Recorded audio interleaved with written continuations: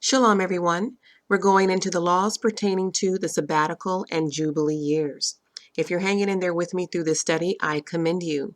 As you can see, Bible study is more than just the traditional Sunday morning 30-minute session before church, going over a few New Testament scriptures about faith and blessings. It's so important to know the history in the Bible and understand it. The Israelites took the time and the effort to document these things so that we would never be lost, but have an understanding. This is our history and culture. Even for the commands we can no longer keep, we should know what they are about and have some idea about them. So if you're not aware of the Sabbath and Jubilee years according to the Bible, just as there was a weekly Sabbath every 7 days, there was to be a Sabbath year observed every 7 years, called the Sabbath year. The Most High promised an abundance of crops in the 6th year, such that it would get them through the 7th year of rest. Leviticus 25, 2-4 says, "When ye enter the land I am going to give you, the land itself must observe a Sabbath to the Most High. For 6 years sow your fields, and for 6 years prune your vineyards, and gather their crops. But in the 7th year the land is to have a year of Sabbath rest, a Sabbath to the Most High. Do not sow your fields or prune your vineyards." And in verse 6, we see that although we could not plant the field in the 7th year, we could eat what grew from it. It reads, "Whatever the land yields during the Sabbath year will be food for you, for yourself, your male and female servants, and the hired worker and temporary resident who lives among you, as well as your livestock and the wild animals in your land. Whatever the land produces may be eaten." And in Exodus 23, verse 11, we see who else could eat from our crops: the poor. Going back to verse 10, it reads, "For 6 years you are to sow your fields and harvest the crops, but during the 7th year let the land lie unplowed and unused. Then the poor among your people may get food from it, and the wild animals may eat what is left. Do the same with your vineyard and your olive grove." So in the 7th sabbatical year, slaves were set free, debt was canceled, and land was not cultivated. Now let's look at the Jubilee year, which was ordained every 50 years, according to Leviticus 25, verse 8-13. After 7 cycles of the 7th year Sabbath, which is 49 years, the following 50th year was the year of Jubilee. This meant that there were 2 consecutive Sabbath years, the 49th year Sabbath year and the 50th Jubilee year. Some believe the year of Jubilee was actually in the 49th year, but most believe it is indeed in the 50th year, and I agree, based on Leviticus 25:10, which says, "Consecrate the 50th year, and proclaim liberty throughout the land to all of its inhabitants. It shall be a Jubilee for you. Each of you is to return to your family property and to your own clan." So if there's any confusion in the calculation, this scripture is pretty plain and straightforward. That Jubilee is the 50th year. Jubilee began with the blowing of the shofar on the Day of Atonement in the year of Jubilee. And slaves were set free, debt was canceled, land was not cultivated, and also stolen items were returned to their owner or to the heir. And a supernatural harvest was expected. So imagine the kind of faith you would have to have in the 7th Sabbath year, an entire year of not cultivating the land. And then for the year of Jubilee every 50 years, when not only are they refraining from harvesting in the 49th year, but also the 50th. So the Sabbath and Jubilee years are about faith in sustainability. We really don't know for sure when the actual sabbatical years are today, but many try to speculate.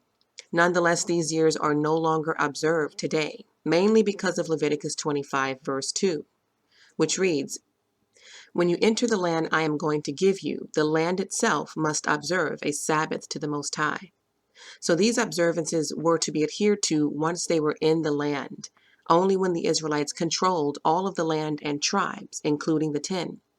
Because it says in verse 10, "Proclaim liberty throughout the land," and each one is to return to his family, property, and to his own clan.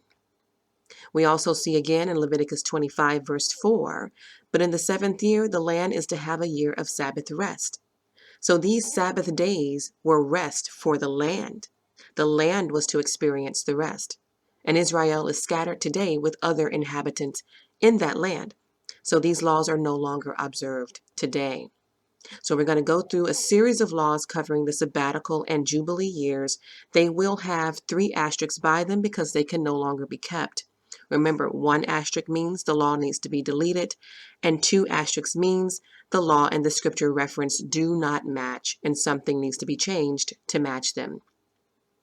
Starting with law number 279, to rest the land during the 7th year by not doing any work which enhances growth.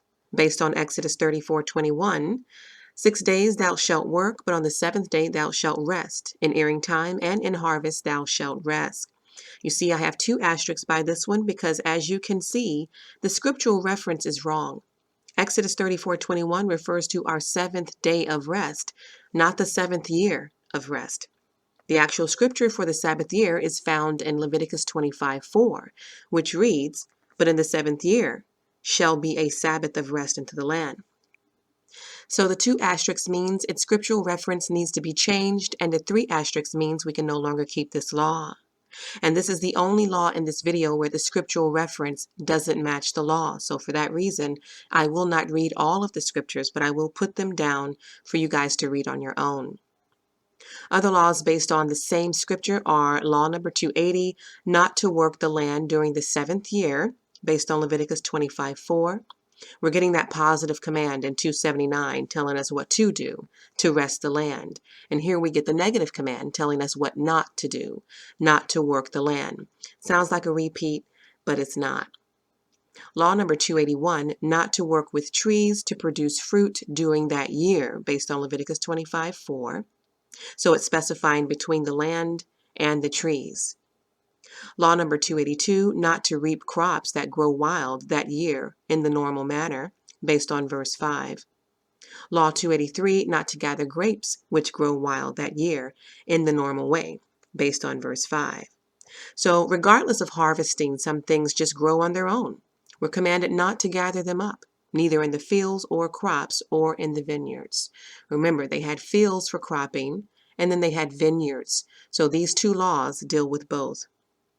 Law number 284, to leave free all produce which grew in that year, based on Exodus 23:11. Law 285, to release all loans during the 7th year, based on Deuteronomy 15:2.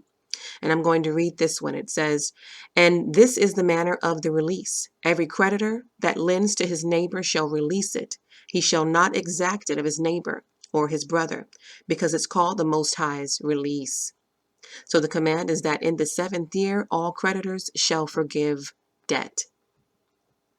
Law number 286, not to pressure or claim from the borrower, based on Deuteronomy 15:2. An extension of 285. Not only are loans and debts forgiven in the 7th year, there's a command not to pressure the debtor for the debt. Law number 287, not to refrain from lending immediately before the release of the loans for fear of monetary loss, based on Deuteronomy 15:9, but more specifically in verse 10. And I'll read this scripture as well. It says, "Thou shalt surely give him, and thine heart shall not be grieved when thou givest unto him." So Judaism created all kinds of rabbinical interpretations to somehow work around this, not lending prior to the 7th year, so they wouldn't have to deal with the potential loss. But we're commanded not to hesitate to lend to others right before the Sabbath year in fear that we won't get it back. So the Sabbath year is about restoration and freedom, including freedom from debt. This law was not meant to create a burden on those in need who needed assistance. Now let's look at laws pertaining to the year of Jubilee. The year of Jubilee is the year at the end of 7 cycles of 7 years in the land of Israel. It deals with land, property, and property rights. In this year, slaves and prisoners were to be freed, forgiven, and the Most High's mercy would manifest. The 50th year is the year of Jubilee, after the end of the final Sabbath year, based on Leviticus 25, verse 8. Law number 288, the Sanhedrin must count 7 groups of 7 years, based on Leviticus 25:8. Law number 289, the Sanhedrin must sanctify the 50th year, based on verse 10. The commands here are to count the years to keep track not only of the 7th sabbatical year, but the year of Jubilee, which pretty much comes once in a lifetime.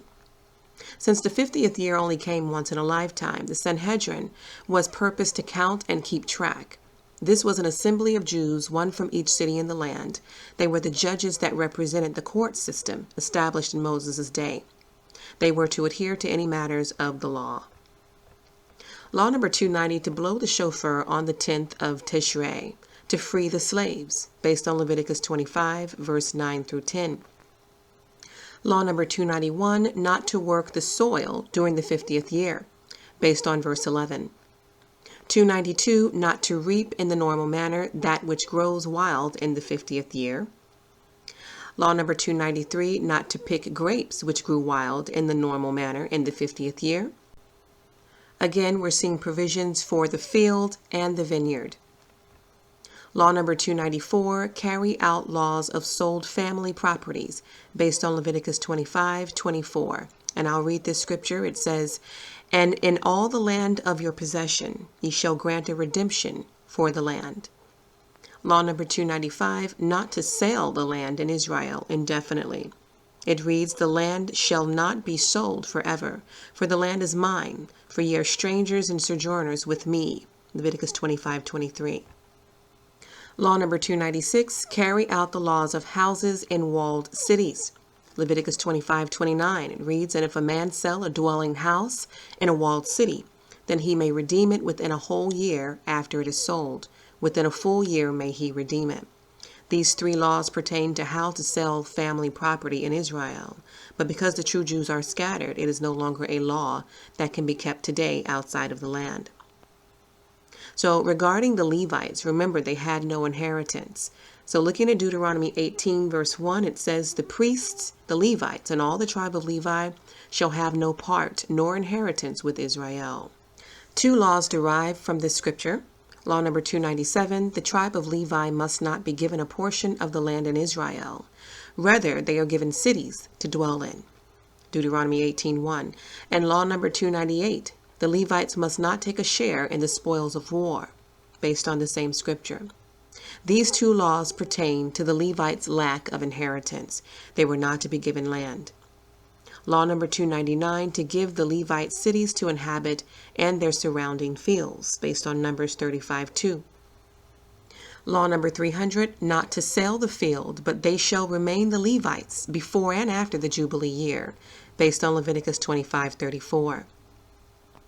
So provisions were made for the Levites for the Jubilee year to ensure they had continual possession of their land. We've officially made it to Law 300. So far, we've seen 15 laws that need to be omitted, 28 laws that need to be changed, and 74 laws that can no longer be kept today. So although we've reviewed 300 laws, there are only 285 true laws within them. You can follow along on my blog site, riseofthechosen.blogspot.com. And if you haven't downloaded a copy of the so-called 613 laws, you can find one at shabbat.org or aish.com. Thank you for watching. Until next time, this is Judiah. Shalom.